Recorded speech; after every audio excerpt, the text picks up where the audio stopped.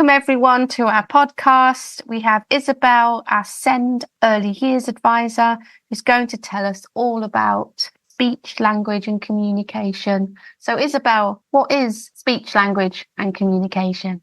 Hello, Verity. Speech, language and communication are complex skills which interact greatly with each other. It's a process from listening through understanding, planning and talking. So I know we previously discussed on our Call-Down podcast the difference between speech, language and communication. But as a reminder, language includes understanding, and that's sometimes called comprehension or receptive language, and talking, which is sometimes called expressive language. Language includes joining words together into sentences, stories, and conversation also includes grammar.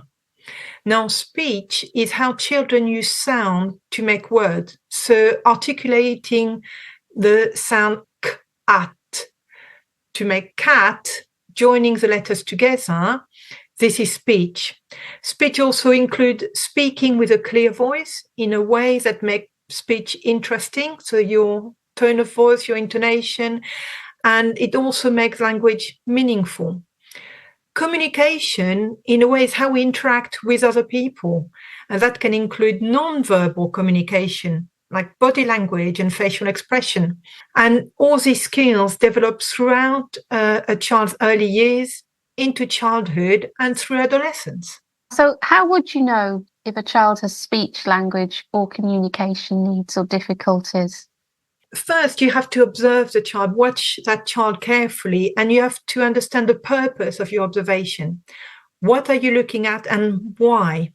So think of speech, language and communication as part of the whole child.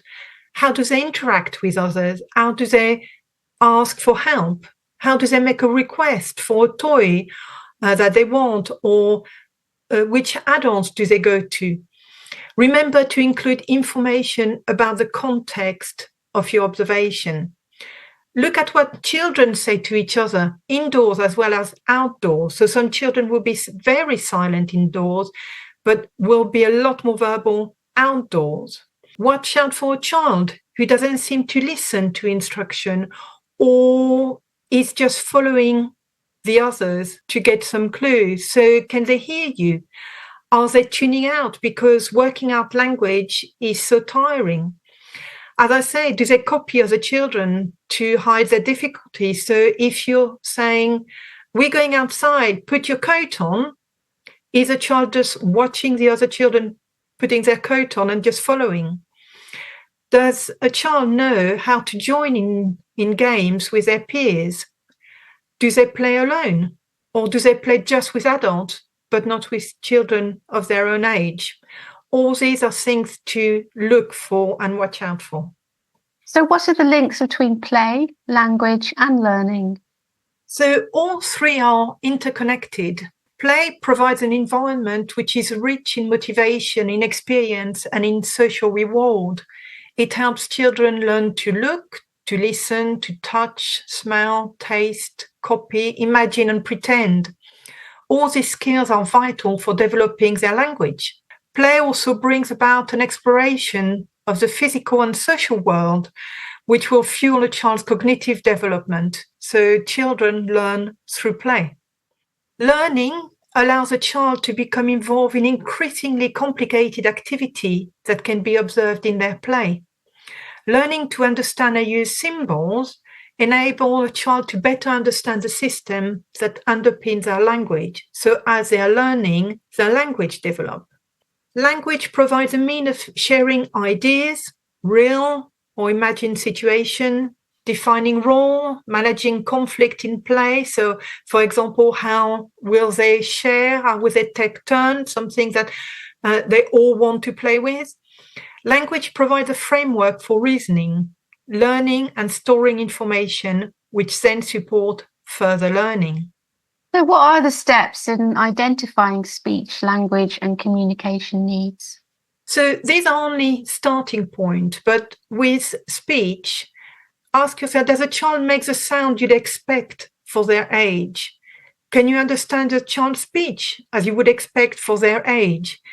Remember that the speech of a 2-year-old is often unclear, but you should really see an improvement. And by the time the child is 3.5, you should see some more clarity in their speech.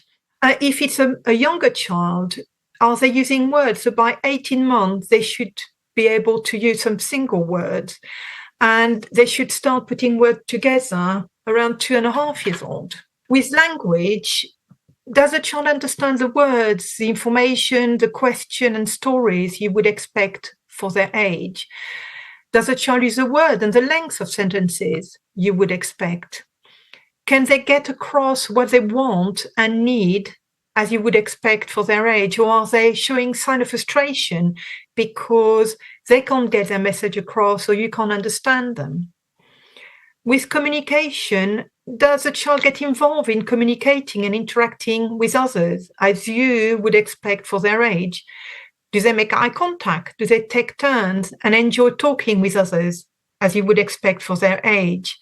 So as you've been hearing, I've said a lot what you would expect for their age, because children are individual. They develop at different speed and they are the average. So don't be worried if a child is very slightly behind their peers.